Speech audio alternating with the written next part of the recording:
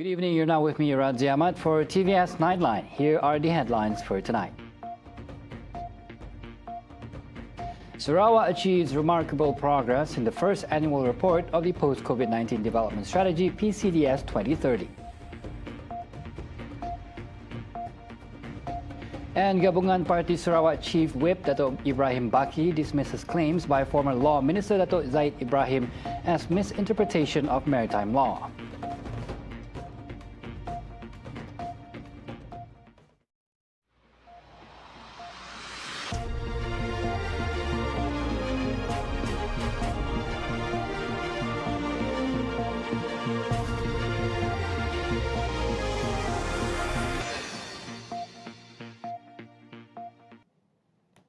Sarawak has achieved remarkable progress in the first annual report of the Post-COVID-19 Development Strategy PCDS 2030. Sarawak Premier Dato' Patinggi Tan Sri Abang Joritun Openg said the success in boosting the state's revenue will drive motivation to further improve household income over the next 5 years. We have achieved a certain success the first half of 2030. But we have another half to go. And this next 5 years, we have to work hard also. Though we have achieved a high income, but we want our household income to come up, including our median income. This demands hard work on our part. But what we want here, as we gather this afternoon, is what next after achieving the data. Speaking at the launching of the 2023 highlights of PCDS 2030 event at Wisma Bapa Malaysia on Friday, Abang Johari said the report also emphasizes the strategies and achievements aggressively pursued to drive the state's development. Meanwhile, Sarawak State Secretary Dato' Amar Muhammad Abu Bakar Marzuki said the report also provides a clear picture of the bold strategies undertaken by the Sarawak government and the progress achieved. We are publicly sharing the progress and outcomes of Sarawak government programs and policies to our stakeholders. This is our way of keeping everyone informed and engaged because we believe that we can only build a brighter future for Sarawak if we work together and work as a team. The first annual report of Sarawak's PCDS 2030 highlighted outstanding achievements across various sectors, including manufacturing, tourism, forestry, infrastructure, utilities, and renewable energy.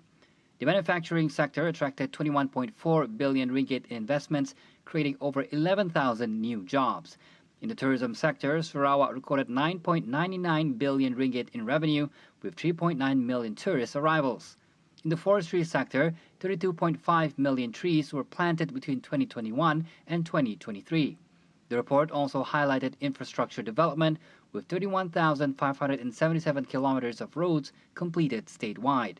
In the utilities sector, electricity coverage has reached 99.4%, while water supply coverage has increased to 84.3%.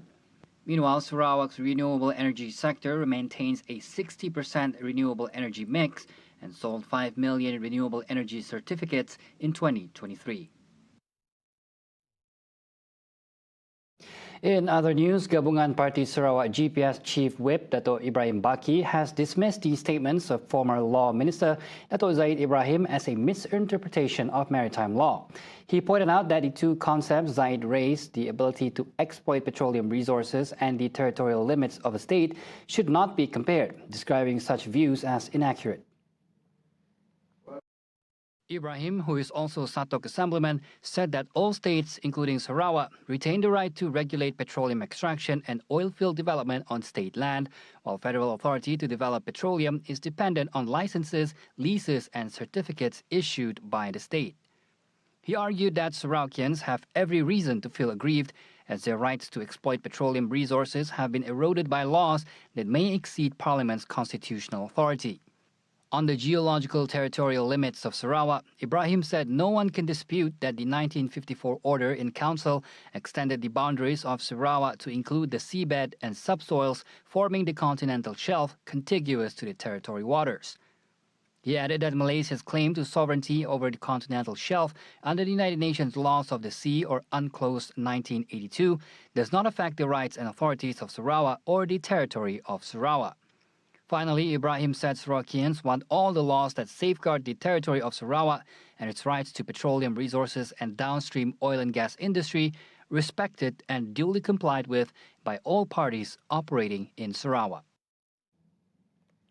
The public is advised not to underestimate the danger of rabies, as most reported cases involve domestic pets. Referring to a recent death of a local resident, Maradong Assemblyman Datuk Ding Kuang Hing stressed that the incident clearly demonstrates the severity of the rabies threat to human lives. Berdasarkan siasatan, mangsa tidak mempunyai sejarah gigitan haiwan, tetapi memelihara 3 ekor kucing yang dibiarkan berkeliaran. Manakala salah seekor daripada kucing berkenaan dikatakan tidak divaksin dan terdedah dengan haiwan liar. Majoriti kes yang dilaporkan adalah melibatkan haiwan pelihara. He said this during the launch of a health awareness program at the Maradong District Office Multipurpose Hall earlier today. He emphasized the need to raise awareness about the risk of rabies and importance of preventive actions such as vaccinations and seeking immediate medical treatment if bitten by high-risk animals. He also noted that rabies is a preventable disease with proper and swift interventions, underscoring the need for the community to remain alert and not take the threat lightly. The program, held in conjunction with the Maradong Festival, featured a variety of activities, including rabies vaccinations, dog licensing and microchipping, hot talks, exhibitions, and a blood donation drive.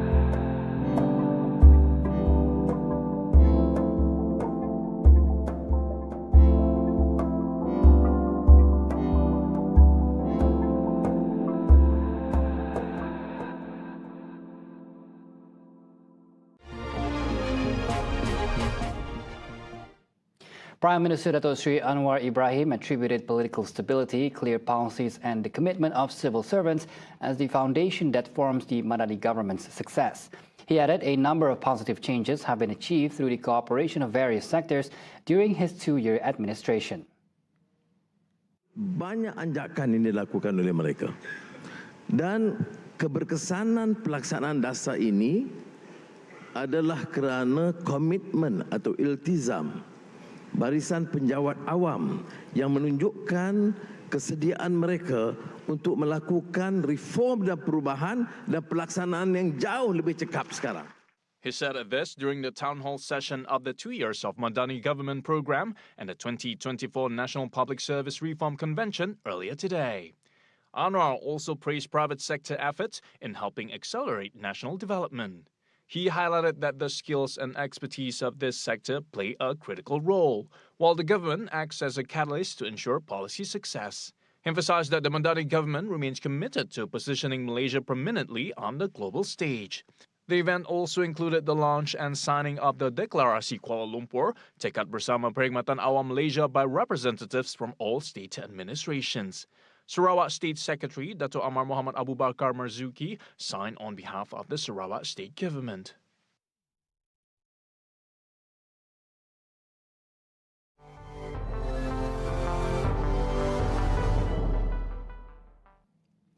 Russian President Vladimir Putin on Friday promised more combat test firing of an experimental hypersonic missile launch at Ukraine as Ukrainian President Volodymyr Zelensky appealed for updated air defense systems to meet the new threat.